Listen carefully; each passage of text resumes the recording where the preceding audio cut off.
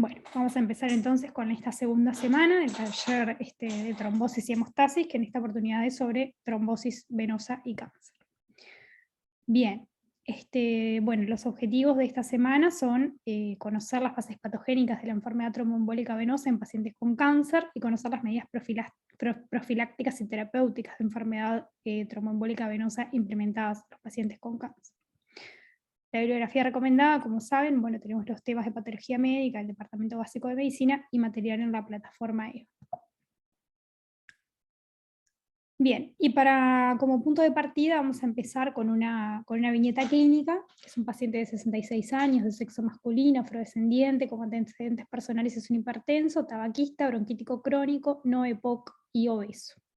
Ingresa para resección de un cáncer de cabeza de páncreas, un estadio 1B, a las 96 horas del posoperatorio de la duodenopancreatectomía, que no sé si sabrán, pero es una cirugía bastante complicada porque se saca todo lo que es duodeno y cabeza de páncreas y muchas veces también el vaso. Presenta un edema simétrico de miembro inferior derecho, sin síntomas respiratorios. En las primeras 48 horas tuvo botas de compresión neumática intermitente, que saben lo que es.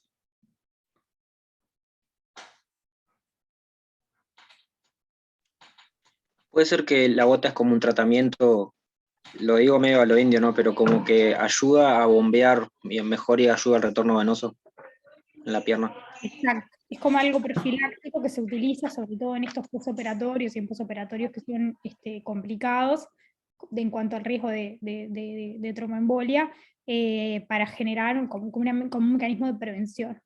Y bueno, además el día previo comenzó con enoxaparina, 40 miligramos subcutáneo día, que es a dosis de tromboprofilaxis.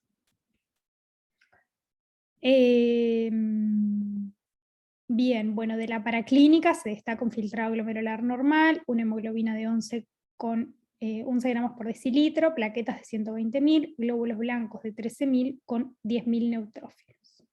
Con el planteo de trombosis venosa profunda se le solicita un ecodoppler venoso que confirma la trombosis de aspecto reciente a nivel de la vena femoral derecha, y bueno, y se le inicia a este paciente apixaban, que es un nuevo anticoagulante oral, 5 miligramos cada 12 horas.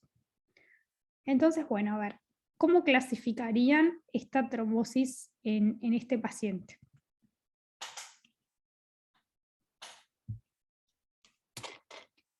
¿Provocada, no provocada?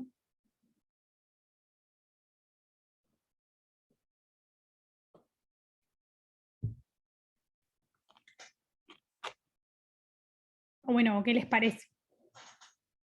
Provocada, ¿no? Provocado, sí. Bien, ¿y por qué les parece que es provocada?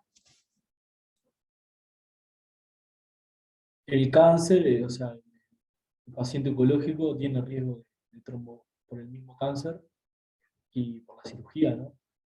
Bien. Y está ahí. Y después tiene otros factores de riesgo menores, pero que influyen, como el tabaquismo y la obesidad, ¿no? Entonces, bueno, cosas importantes a mencionar. Es provocada por un factor de riesgo persistente, por un lado, como es el cáncer, pero no podemos dejar de sumar que tiene factores de transitorios fuertes, ¿no? Como son la cirugía y el reposo por la internación. Además de otros factores menores, como son obviamente lo que habíamos mencionado del tabaquismo y la obesidad, ¿no? Pero bueno, lo más importante acá en este caso es el cáncer y la cirugía, obviamente. Además, como vamos a ir viendo después posteriormente, los tumores de páncreas son particularmente trombogénicos, si bien en un primer momento no se sabía bien por qué, luego se ha visto que hay varios mecanismos, tanto moleculares como genéticos, que sustentan ese aumento de riesgo protrombótico, que lo vamos a ir viendo a lo largo de la charla. ¿Tá? Entonces, un poco para reflexionar, vamos a ir viendo, ¿no? ¿Cuáles son los factores generales y específicos que favorecen la trombosis en el cáncer? Y bueno, vamos a ver algunos mecanismos moleculares y celulares que llevan a la trombosis asociadas al cáncer. A ver, ustedes en primer lugar sabían que bueno, ya lo habíamos visto en la otra instancia, pero ustedes sabían que el cáncer era una situación que predisponía a enfermedad protrombótica o no lo sabían? De antes, de la vida, de lo que han visto hasta ahora en facultad. Yo antes de la clase pasada que nombramos el embarazo y el cáncer, no sabía. Bien. Yo sabía porque teníamos un paciente con cáncer y bueno, justo abordaron ese tema y le explicaron que era por el cáncer. Claro, perfecto, bien, bueno, Pero el mecanismo fisiopatológico, digamos, no tengo idea. y nunca les habían comentado tampoco previo en facultad, en los años, en los primeros años, si había alguna relación o algo, ¿no? Eso hasta ahora es la primera vez. Yo había visto que el cáncer, más allá de que te da un, digamos, protrombótico, un ambiente protrombótico, también podía ser una trombosis por mismo las células de cáncer, que se desprendan y Bien, también eso. perfecto. Ese es uno de los mecanismos, más que nada, lo que podríamos decir como específicos de tumor, ¿no? Está bien, mismo la pregunta ya los induce a que hay varias cosas, ¿no? Por un lado, que son factores generales, ¿no? Que pueden estar tanto en los pacientes con cáncer como en no cáncer, pero que a veces aparecen más a los pacientes con cáncer, y eso lleva a que los pacientes con cáncer tengan un mayor riesgo de trombosis, y por otra parte van a haber factores específicos del tumor, ya sea de la respuesta inmunológica que se genera por el tumor, como vamos a ver ahora, o de los tumores en particular, de sus mutaciones, de las características de las células malignas, todo lo cual promueve la trombosis, ¿no? Uno a priori podría pensar, obviamente un paciente con cáncer, ¿tiene una actividad física adecuada? La enorme mayoría de las veces no, ¿sí? Y va a tener reposo en muchas situaciones. Eso ya de por sí favorece, ¿no? Recuerden que habíamos visto que las internaciones y el hecho de estar, que lleva a estar más en reposo que si uno tiene una vida activa, también. Y los pacientes con cáncer muchas veces tienen más internaciones que los pacientes sin cáncer. Tienen mucha mayor colocación de catéteres, ¿sí? Tienen a la quimioterapia, y la quimioterapia implica una manipulación también, a veces semanal, del capital venoso. A veces tienen colocados los portacat. ¿Saben lo que es un portacat? No. Muchas veces en No, los pacientes que tienen difícil acceso venoso periférico, utilizamos un dispositivo que se llama portacat, que es como una vía venosa central, por decirlo de alguna manera, pero que tiene como un dispositivo que queda subcutáneo. Entonces al paciente se le hace un abordaje por cirugía vascular, se introduce un extremo del catéter dentro de, generalmente en la vena, acá en el sector de la vena cava superior, se introduce ahí el extremo del catéter y queda como una especie de reservorio que queda subcutáneo, ¿no? Entonces, por ejemplo, para no tener que estar pinchando todo el tiempo a los pacientes en las venas periféricas, sobre todo que muchas veces la quimioterapia puede ser irritante y a veces el riesgo de extravasación puede generar hasta necrosis en los tejidos, en algunos casos, en algunas quimioterapias, la quimioterapia se pincha por parte del equipo de enfermería directamente en ese reservorio, al paciente no le duele ni nada más que un pequeño pinchacito que se da al inicio y se pasa la quimioterapia por ahí. Pero claro, eso implica que haya un dispositivo dentro de un vaso sanguíneo, ¿no? Que como sabemos, si bien obviamente están diseñados para eso y se trata de que no incrementen el riesgo de trombosis, no deja de ser un agente externo, un catéter dentro del sistema vascular, que ya habíamos visto que eso favorece el desarrollo del cáncer, ¿no? O sea, son cosas que no están vinculadas al cáncer en sí mismo, pero que los pacientes con cáncer tienen más y que obviamente todo eso va a favorecer el riesgo de trombosis, ¿sí? Y por otra parte, hay mecanismos específicos del cáncer, hay algunos tumores que generan más cáncer, obviamente que si es un tumor óseo y lleva a una amputación, o lleva a una cirugía de cadera, o lleva a algo, una fractura de cadera por una metástasis, todo eso, recuerden que ya habíamos visto que eran factores de riesgo mayores, que si los presentan los pacientes con cáncer, obviamente también van a implementar un riesgo aumentado de trombosis. Pero también hay factores más específicos del tumor, ¿sí? Que pueden ser moleculares generalmente, que también incrementan el riesgo, y bueno, son un poco los que vamos a ir viendo ahora. ¿Tá? Como reflexión, básicamente, tener en cuenta que la malignidad o el estado cancerígeno, obviamente, induce con mayor frecuencia un cambio procoagulante en el equilibrio hemostático del huésped, ¿sí? Y de esa manera se favorece el desarrollo de trombosis, y es una relación como de interdependencia, ¿no? Porque la naturaleza es sabia hasta para lo malo, y por algo las células tumorales no lo hacen de malas que son nomás, si bien son malas, lo de generar trombosis. De alguna manera, por la biología tumoral, los factores que ellas utilizan, que tienen como consecuencia un aumento de la coagulación, también favorecen el crecimiento y la diseminación tumoral. O sea, no lo hacen solo de malas, lo hacen de malas, pero también para aprovechar o sea, no lo hacen solo con la intención de hacer daño, ¿no? Lo hacen también porque eso favorece su desarrollo y favorece la diseminación del tumor, ¿sí? Entonces, bueno, como datos generales, el cáncer se asocia con un aumento entre 4 y 7 veces del riesgo de enfermedad tromboembólica venosa. Alcanza su punto máximo en los 3 primeros meses después del diagnóstico, sobre todo porque en esos 3 primeros meses se ven una mayor incorporación de todos esos factores de riesgo, el paciente está con más estrés, está con más reposo, es donde se dan los procedimientos intervencionistas que también pueden incrementar el riesgo, es donde se inician los tratamientos, y como vamos a ver muchas veces, por ejemplo, la quimioterapia en cierta medida también incrementa el riesgo, ¿sí? Cosa importante, aumenta más en pacientes metastásicos en comparación con pacientes no metastásicos, en parte porque los pacientes metastásicos tienen una mayor cantidad de células tumorales y por ende van a tener mayores cantidades de todo lo que vamos a ver como factores de riesgo. Y algo importante es que incluso en un paciente con cáncer sin ninguna enfermedad trombótica ya pueden haber alteraciones detectables de la coagulación por laboratorio, lo que determinaría como un estado de hipercoagulabilidad, que nos habla un poco de esto y de la relación entre el cáncer y el riesgo de trombosis. ¿Sí? Entonces un poquito, ustedes me frenan por cualquier cosa, si tienen alguna duda o algo que quieran preguntar. ¿Tá? Vamos a tener por un lado factores clínicos, que incluyen factores generales, por ejemplo la edad. Los pacientes con cáncer suelen tener edades más avanzadas, suelen tener concomitantemente enfermedades cardiovasculares, algunos pueden tener un antecedente de una enfermedad tromboembólica previa y eso obviamente va a predisponer, suelen tener más riesgo de infecciones, suelen tener inmovilización prolongada. Esos son factores que a cualquiera le incrementarían el riesgo de enfermedad tromboembólica venosa, pero los pacientes con cáncer es más aún. Y después, como decíamos, hay factores específicos, como el sitio y el estadio del cáncer, y las terapias contra el cáncer, y sitios tumorales específicos que van a tener mayor o menor riesgo. Es decir, que dentro de los pacientes con cáncer no todos van a tener el mismo riesgo. Y bueno, como generalidades, ¿no?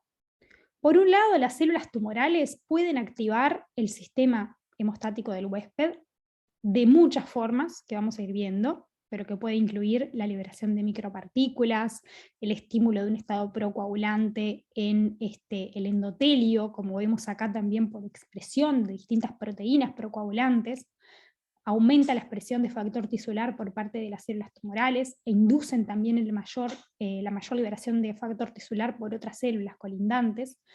Hay además un factor procoagulante del cáncer que se ha descrito y que es específico de los pacientes con cáncer, que también induce la coagulación. Pueden incrementar un aumento del factor 7, y como decíamos, secretan también las micropartículas coagulantes que ya habíamos visto en la instancia pasada, y vamos a profundizar ahora después un poquito más, que son micropartículas ricas en fosfatidilcerina, ricas en factor tisular, que si bien normalmente se expresan por las plaquetas y en condiciones donde se necesita una activación de la cascada de la coagulación, en el caso del cáncer se expresan de forma aberrante y por ende van a estar induciendo este estado de hipercoagulabilidad. ¿Sí? Además, en el cáncer se activan se activan las propias plaquetas, y eso muchas veces es para favorecer la diseminación de células tumorales, o entre otras cosas que también vamos a ir viendo. Se activan también los leucocitos, por el hecho que recuerden que las células tumorales eran células con capacidad antigénica, y por ende iban a estar estimulando la proliferación, iban a estar estimulando la activación del sistema inmune. Y ya sea mediante mecanismos de acción directa o por liberación de citoquinas inflamatorias o factores proangiogénicos, y como vamos a ver, las células inmunes activadas también favorecen el estado de hipercoagulabilidad, entre otras cosas, como habíamos visto, ¿se acuerdan en la instancia pasada? Todo el tema de los neutrófilos activados y las trampas de neutrófilos, que si bien su función normal era evitar que agentes patógenos se diseminaran, porque los neutrófilos, la función normal de los neutrófilos es contener y controlar la diseminación de las bacterias, en este caso es maladaptativo y va a favorecer la generación de trombos en el contexto del tumor donde no sería necesario. ¿Tienen alguna duda hasta acá? Bueno, cualquier cosa me frenan. Esta diapo es como para resumir entonces, factores generales, clínicos, edad avanzada, antecedente de enfermedad tromboembólica previa, riesgo cardiovascular que ya tengan, un aumento de las infecciones y por ende también aumento de sepsis.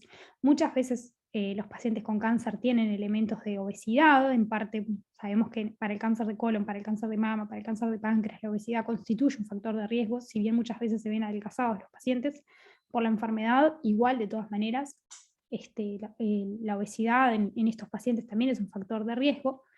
La presencia de un antecedente de enfermedad pulmonar o renal también va a favorecer el desarrollo de enfermedad tromboembólica en pacientes con cáncer, suelen tener inmovilizaciones prolongadas y suelen tener anemia, todo lo cual favorece la enfermedad tromboembólica venosa.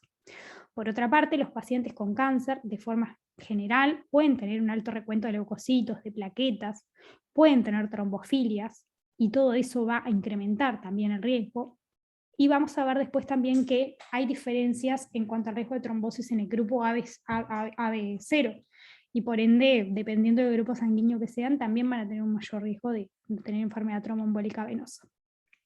Factores específicos, como mencionábamos, sitio del cáncer, enfermedad avanzada versus enfermedad localizada también otorga más riesgo, mayor incidencia de hospitalización, cirugías de cáncer incrementan muchísimo el riesgo.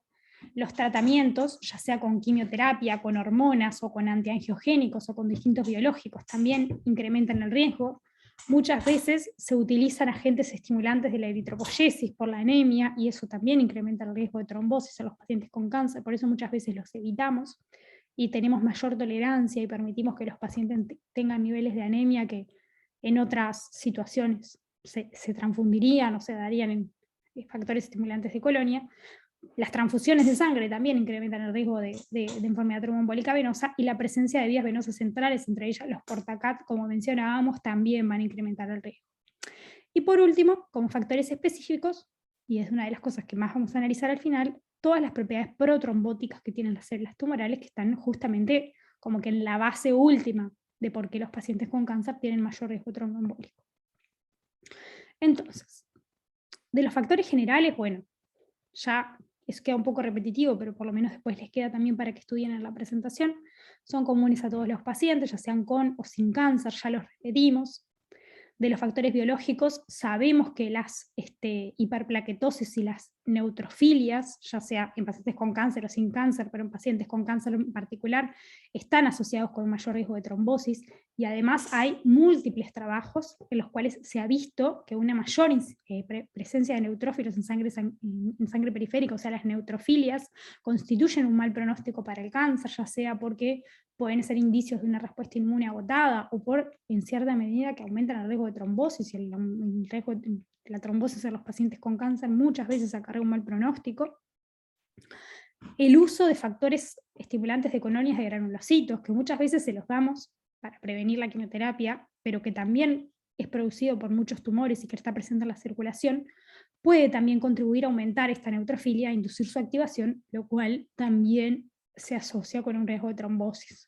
Muchas veces nosotros en algunos planes de quimioterapia, y con esto del COVID, incluso les diría que hasta lo empezamos a utilizar más, porque nos daba bastante miedo que los pacientes hicieran neutropenias graves o neutropenias febriles. Ya de por sí les voy a decir, nos daba terror que los pacientes aparecieran con fiebre, porque nosotros sabíamos que las neutropenias en un paciente con cáncer pueden ser febriles y pueden ser riesgosas, y vieron que paciente con fiebre en era COVID, ¿a dónde iba? Se consultaba en una emergencia por fiebre en época de COVID. A la sala de aislamiento de COVID. Exacto, donde realmente había mucha gente con COVID, y capaz que nuestro paciente estaba inmunodeprimido, y era muchísimo peor, porque Claro, estabas condenando a que se agarre COVID. era bastante poco probable que el paciente nuestro tuviera COVID, porque realmente si hay algo que es importante, los pacientes oncológicos se cuidan mucho. Obvio que hay ejemplos, ¿no? De lo contrario, pero la enorme mayoría de nuestros pacientes pobres a veces les decíamos, pero salga un poquito, tome aire, porque era todo lo contrario, encerrados a la casa sin dejar que los visitara nadie, y entonces se aparecían con fiebre. Yo particularmente les decía que me dijeran a mí, entonces trataba de hacerles un examen de sangre y los trataba de manejar sin llevarlos a la emergencia si no había elementos de gravedad.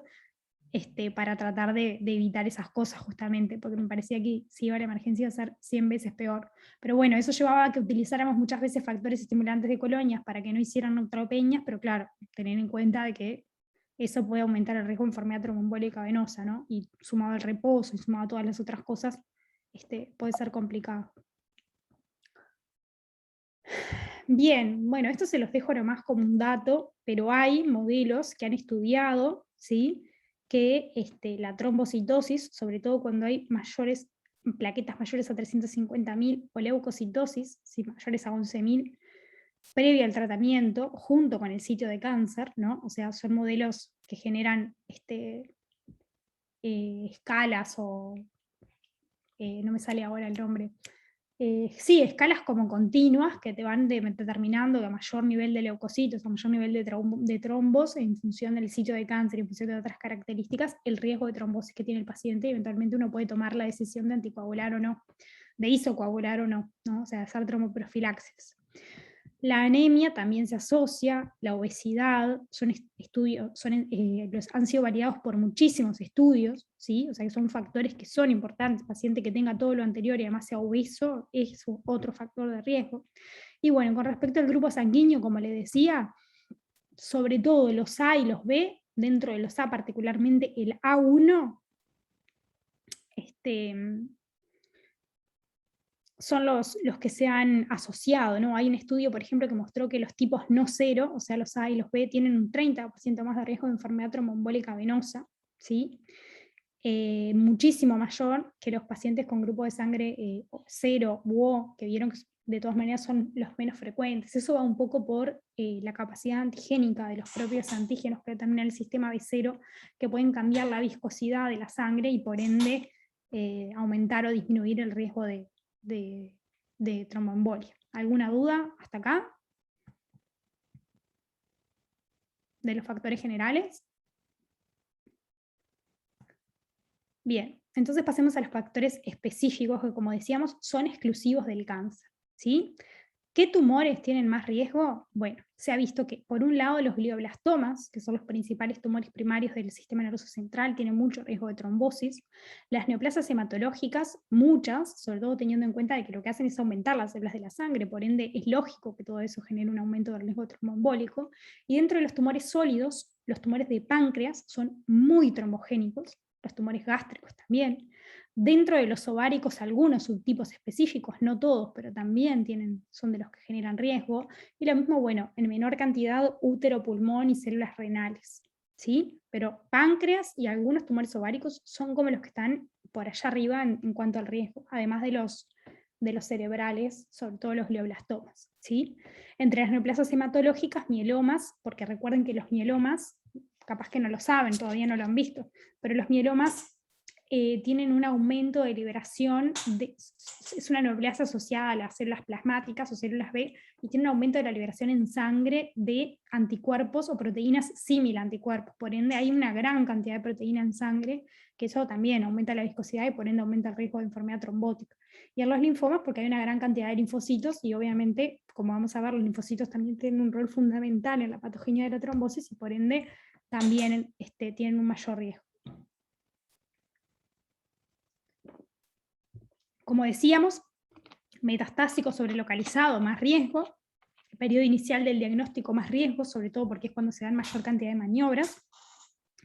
Y los propios tratamientos también incrementan el riesgo, ¿sí? Tanto los tratamientos sistémicos, como las cirugías, como los tratamientos de soporte que hacemos, como los agentes estimulantes de la eritropoyesis y las transfusiones, todos van a contribuir a que el enfermo oncológico tenga mayor riesgo de trombosis.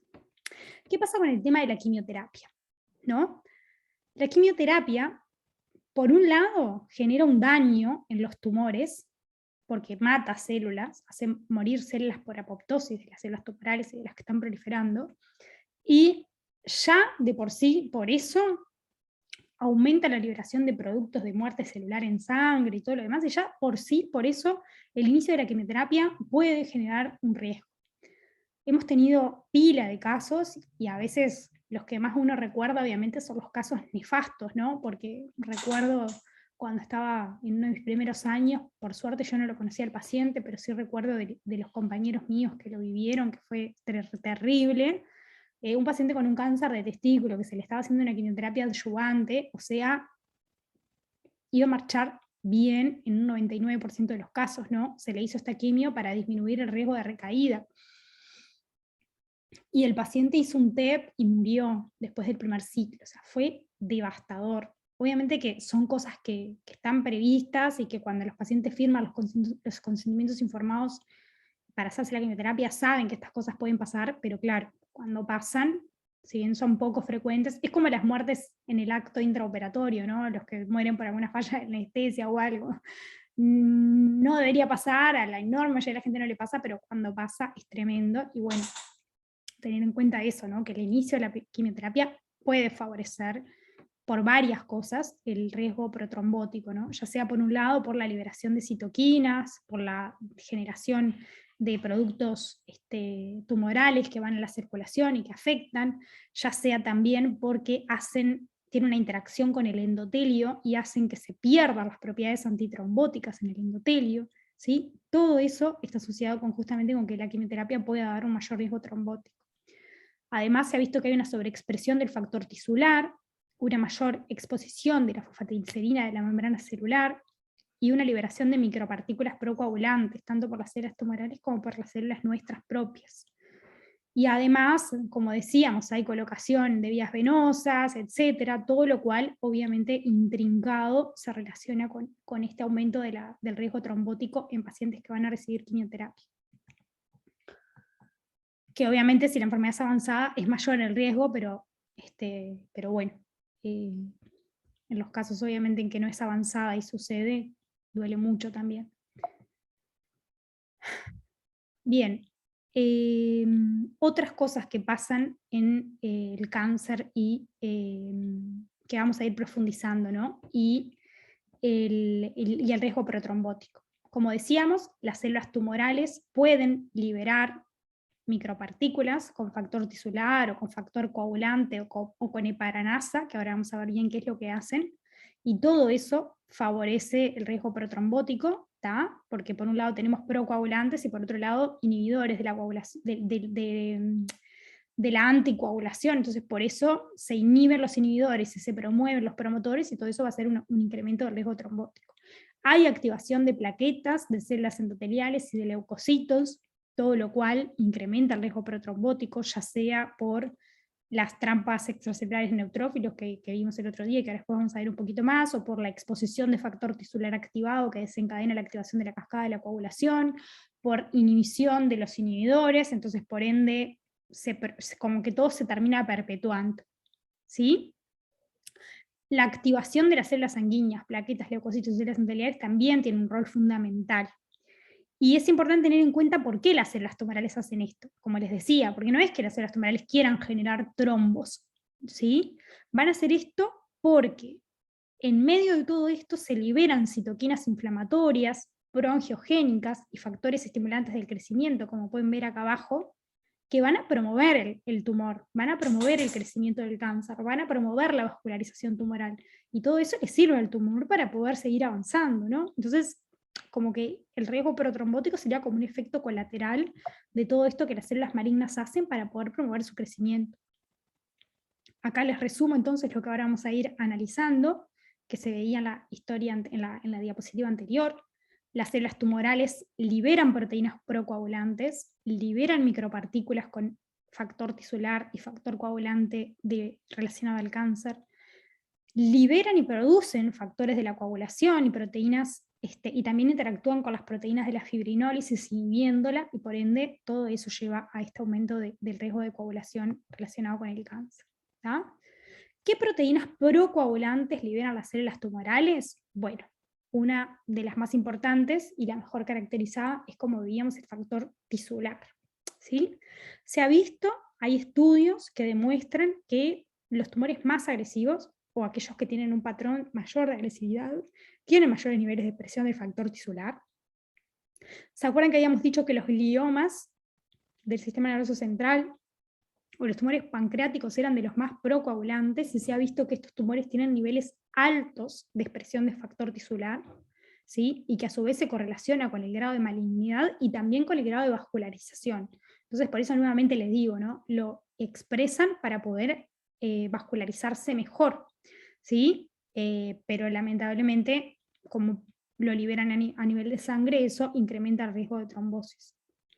A su vez, se ha visto también que las células del glioma, o sea, estos tumores malignos del sistema nervioso central, expresan fosfolípidos en sus membranas, que también llevan a una activación de la cascada de la coagulación por vía extrínseca y a una generación explosiva de trombina que obviamente va a desarrollar el trombo, ¿no? Como podemos ver acá en la imagen, están esa expresión de esos fosfolípidos que llevan a un aumento de la trombosis, el factor tisular, que a nivel del tumor genera como que microtrombosis que favorece la generación de nuevos vasos sanguíneos. Pero ¿qué pasa? Todo esto se libera a la circulación, ¿no? Se liberan vesículas extracelulares, se liberan vesículas o micropartículas con factor tisular. Entonces todo esto lleva a que haya un estado protrombótico a nivel sistémico, ¿sí? Si bien el tumor lo utiliza para hacerlo para crecer en su local, en su nicho, todo esto se libera a la circulación e incrementa así el riesgo de trombosis, ¿sí? También se ha visto en cáncer colorectal y en páncreas, que hay en plasma niveles altos de factor tisular, y que eso se correlaciona con el tamaño del tumor. Y a su vez se ha relacionado la expresión de este factor tisular con la activación de diversos oncogenes o genes supresores de tumor. Recuerden que, por ejemplo, los tumores de colon en un 50% tenían alteraciones en el KRAS, y por ende, obviamente, eso va a asociarse a que un 50% de los pacientes con cáncer de colon tengan la liberación de estas micropartículas. El P53, recuerden que era el oncogen más mutado, por ende, en la mayoría de los tumores hay alteraciones en el P53, y eso también va a estar relacionado con este estado procoagulante. ¿Qué pasa con el páncreas? Y el páncreas es uno de los tumores como que hay un mayor estudio. De hecho, es el tumor procoagulante por excelencia, ¿sí? Esperen que no veo bien lo que dice acá arriba, estaba tratando de correr esto, ahora sí. Y lo podemos ver acá en el dibujito, ¿no? Por un lado, igual el que estaba tapado era el que más hemos mencionado hasta ahora. Por un lado, obviamente que hay una mayor expresión de factor tisular y de liberación de microvesículas positivas para factor tisular, que es lo que podemos ver acá, ¿no? Acá tenemos las células tumorales pancreáticas y vemos cómo liberan mucho factor tisular. ¿Qué pasa con este factor tisular, ¿no? Este factor tisular, en cierta medida, lo que hace es generar una activación de la trombina, es decir, aumenta la producción de trombina, y el aumento de la producción de trombina va a generar una activación de la cascada por la vía extrínseca de la coagulación, ¿sí? Por otra parte, recuerden que habíamos mencionado esto de HPSE es heparanasa, ¿sí? Que es una proteína que libera las células tumorales, y esta heparanasa contiene un inhibidor de la vía del factor tisular, ¿no? ¿Qué es lo que hace la heparanasa? Inhibe, a través de este inhibidor del factor tisular, inhibe al inhibidor, perdón, ¿sí? La heparanasa inhibe al inhibidor del factor tisular. Entonces, las células pancreáticas no solo aumentan la liberación de factor tisular, sino que inhiben al inhibidor. Y al inhibir al inhibidor, mejoran la actividad del factor tisular, ¿sí? Recuerden que los tumores de páncreas, bueno, no tienen por qué saberlo, pero los tumores de páncreas suelen ser muy mucinosos, ¿sí? O sea, suelen liberar mucha mucina. Y esa mucina genera una activación plaquetaria y por ende, como vemos acá, promueve la coagulación y la actividad procoagulante de estos tumores de páncreas. Además, hay otra proteína que también estaba aumentada, como vimos acá, en los gliomas, la PDPN, que es la podoplanina, que también activa a las plaquetas y por ende va a promover este estado procoagulante, ¿sí? Se ve mucho en los gliomas y los tumores de páncreas, ¿tá? Las plaquetas, recuerden que presentaban fosfatidilcerina, y más que nada es por esa interacción con la fosfatidilcerina que terminan activando a las plaquetas, ¿sí? Todo esto obviamente favorece la generación de complejo protrombinasa y promueven la activación de la trombina. ¿Tá? Por otra parte, también va a haber un aumento de los neutrófilos activados, ya sea por productos de degradación de la fibrina, o por la activación de las propias plaquetas, o por proteínas de la cascada de la coagulación. Recuerden que todo eso podía activar a los neutrófilos, y eso en un contexto de liberación de ADN, que recuerden que hay por la propia muerte celular que siempre se da dentro de los tumores, o también por los neutrófilos. Todo eso generaba las nets o trampas de neutrófilos que promovían también una mayor activación de la cascada de la coagulación. ¿Sí? Entonces todo esto empieza, y además se ha visto que las células pancreáticas o de los tumores pancreáticos liberan al inhibidor del activador del plasminógeno. Que recuerden que el plasminógeno era muy importante para disolver el coágulo, entonces si se inhibe el activador del plasminógeno, no se activa el plasminógeno, que era el inhibidor más potente de la fibrinólisis, y por ende el trombo puede seguir creciendo a sus anchas, ¿sí? Entonces, bueno, es un ejemplo re lindo el del cáncer de páncreas, digo lindo para entender, horrible para los pacientes, pero es un ejemplo lindo de entender de cómo un tumor puede llegar a orquestar el desarrollo de estas vías protrombóticas. ¿Sí? Bien. Esto es el otro que habíamos mencionado, que es el factor procoagulante del cáncer, ¿tá? Que es un factor liberado por las células tumorales, que a diferencia del factor tisular, activa al factor 10 directamente, independientemente de otros factores de la coagulación. Ha sido detectado en su liberación por distintas células malignas, tanto de tumores sólidos como hematológicos, pero no en tejidos normales. Por ende, no se sabe bien si tiene alguna actividad procoagulante general fuera del cáncer, o si tiene una posible interacción con el factor tisular. Se llama factor asociado al cáncer porque se descubrió en el cáncer, pero en realidad digo, es como raro que sea solo del cáncer, ¿no? Entonces, un poco se está como investigando, y no me extrañaría que en un futuro se descubriera que tiene otra función, ¿no? Que no sea solo asociado al cáncer.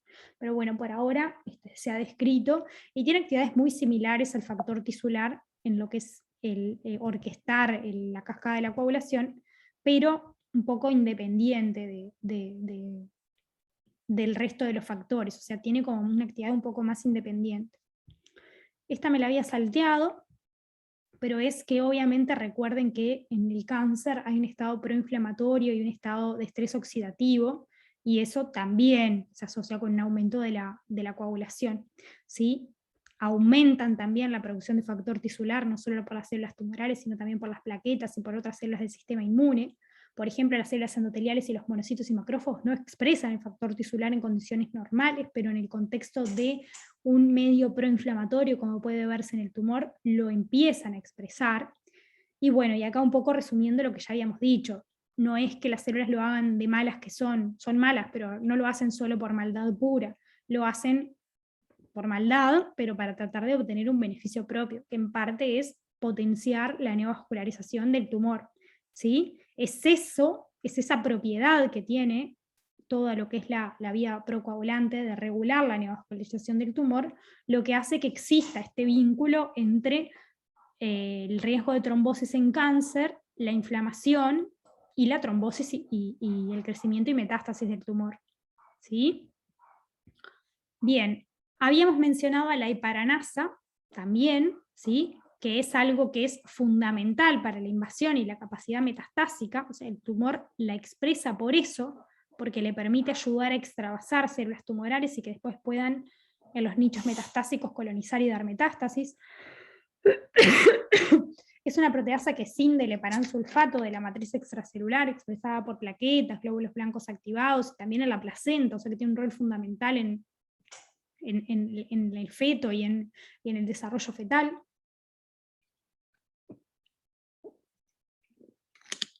Está sobreexpresada en prácticamente todos los tumores humanos.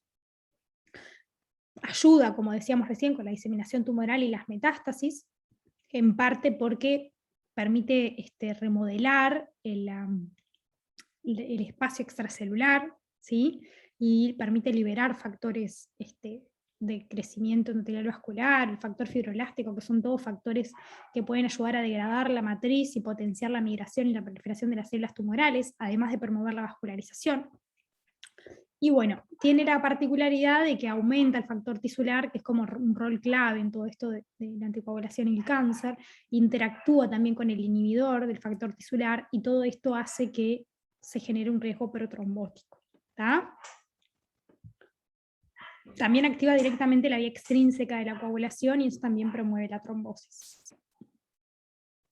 Bien, entonces, las micropartículas, que ya las hemos mencionado varias veces, son un mecanismo emergente de activación de la coagulación promovida por el tumor, son vesículas de membrana, ¿sí?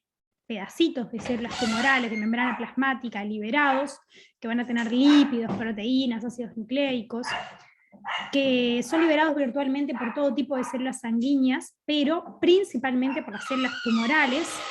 Y bueno, ¿por qué las liberan los tumores? Porque pueden ser una cosa importantísima para que no solo llevan factor tisular, ¿no?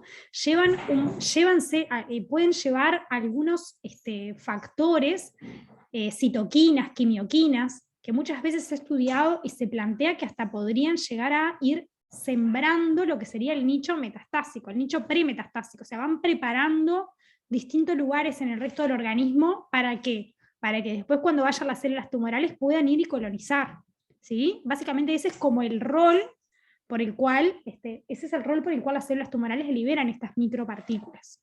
Pero, obviamente, como ya vimos, tienen mucho factor tisular, tienen mucha fosfatidilcerina, y en el contexto de todo lo demás que hemos visto de los pacientes con cáncer, obviamente contribuyen al incremento del riesgo protrombótico.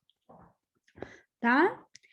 Más del 80% de las micropartículas normalmente son liberadas por las plaquetas, pero esto en el tumor cambia mucho, esto ya lo habíamos mencionado, tienen mucha fosfatidilcerina y algo de factor tisular, esto es lo normal, ¿sí? Pero en condiciones tumorales tienen cambios fenotípicos y cuantitativos, o sea, hay mucha mayor cantidad de micropartículas, tienen mucha mayor cantidad de fosfatidilcerina y una gran cantidad de factor tisular, todo lo cual hace que se incremente el riesgo de trombosis, sobre todo en el contexto de todas las otras cosas que hemos mencionado en el cáncer. Resumen de las micropartículas: niveles aumentados en tumores sólidos hematológicos, son mayores en pacientes con enfermedad tromboembólica venosa y cáncer, o sea que tienen como ahí una relación, incrementarían el riesgo de progresión tumoral, especialmente por su capacidad para influir en la angiogénesis y para preparar los nichos premetastásicos, pero bueno, como efecto colateral, incrementan el riesgo de trombosis en los pacientes con cáncer, ¿sí? ¿Qué otras cosas hacen las células tumorales? Pueden aumentar actividades antifibrinolíticas, ¿sí? No solo generan fuerzas anticoagulantes, pueden generar fuerzas anticoagulantes también, esto era lo otro importante, ¿no? No solamente generan cosas procoagulantes, también pueden generar actividad anticoagulante, y va a depender un poco de la interrelación, de lo que prevalezca, de ver si el paciente tiene más síntomas hemorrágicos, como puede pasar en algunas leucemias, o puede tener más enfermedad tromboembólica venosa, que es lo que pasa más que nada con los tumores sólidos, ¿tá? Pero es importante eso también, tener en cuenta que algunos tumores pueden expresar proteínas fibrinolíticas, ¿sí? Como los inhibidores del activador del plasminógeno, o el activador del plasminógeno 2, ¿sí? O sea, pueden tener no es solamente actividad procoagulante, ¿sí? Puede haber actividad fibrinolítica por las células tumorales, y eso puede llegar a que haya también en algunos casos niveles de algunos compuestos que determinen que haya un efecto hemorrágico, ¿sí? Suele pasar muy poco en los tumores sólidos, puede pasar más en algunos tumores hematológicos, pero bueno, tengan en cuenta eso, que es importante, ¿no? Puede haber alguna actividad anticoagulante por algunas células tumorales que determinó un mayor riesgo hemorrágico en algunos tumores. ¿Está? como para ir terminando ya, recordar que las plaquetas son muy importantes en este estado de hipercoagulabilidad. Pueden verse activadas las plaquetas por muchos factores protumorales, por muchas interleuquinas, por la propia trombina, por el factor tisular. Generalmente las plaquetas tienen mayor capacidad de adhesión en los pacientes con cáncer, una mayor capacidad de activación y de agregación, lo cual son eventos fundamentales para la determinación de las metástasis tumorales por vía hematógena, y eso en cierta medida es por lo cual los tumores lo hacen, pero colateralmente trae mayor riesgo de trombosis a los pacientes con cáncer. Y bueno, como les decía, si bien los tumores lo intentan usar para generar como una especie de escudo protector y permitir que haya grupos de células tumorales que se diseminen y den metástasis, estas plaquetas están activadas, tienen mayor capacidad de liberación de factor tisular y de micropartículas, todo lo cual hace que promuevan la generación de trombosis a los pacientes con cáncer.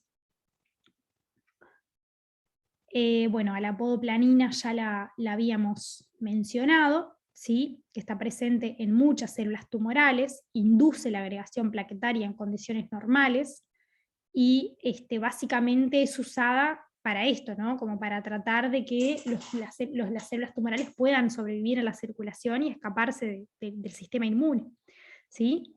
Pero a su vez también se asocia como con una relación con los leucocitos, ¿sí? Y eso también va a promover la trombosis, ¿está?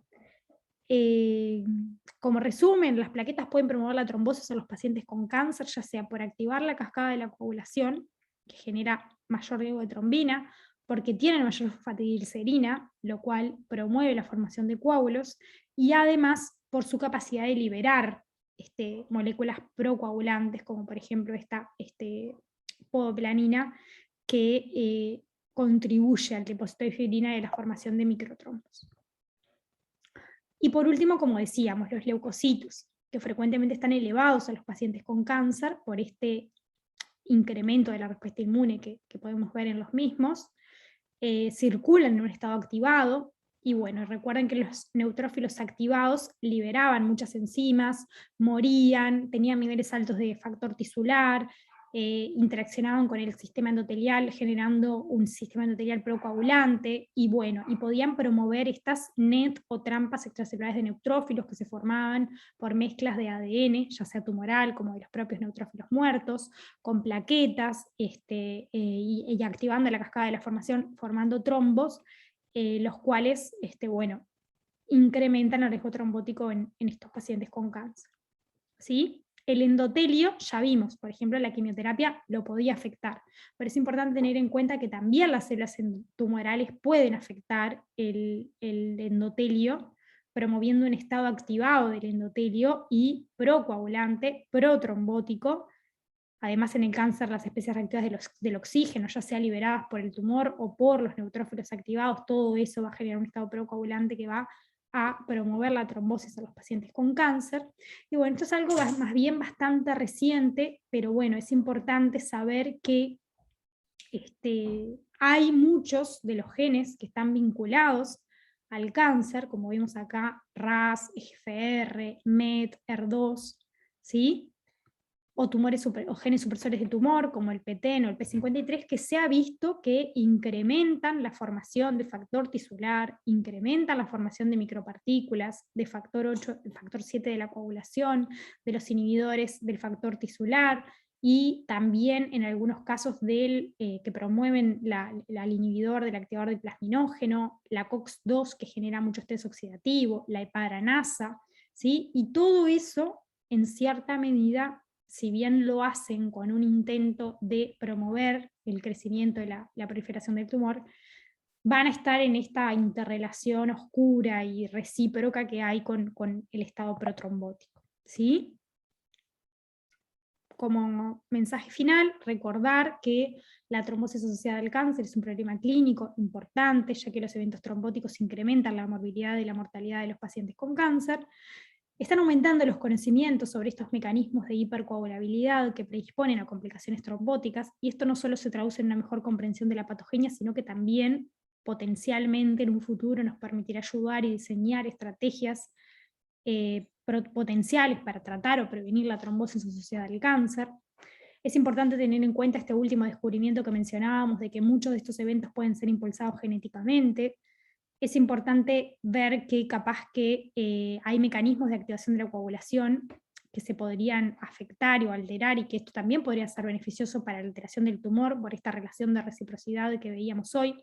O sea, tratando la trombosis o previniendo la trombosis, quizás también podríamos estar modificando el riesgo de progresión del cáncer y viceversa, ¿no? Tratando el cáncer disminuiríamos el riesgo de trombosis. Y bueno, tener en cuenta de que estos marcadores biológicos de activación del sistema de la coagulación pueden ser una herramienta clínica también para identificar subgrupos de pacientes con mayor riesgo de enfermedad tromboembólica y establecer una terapéutica más adecuada.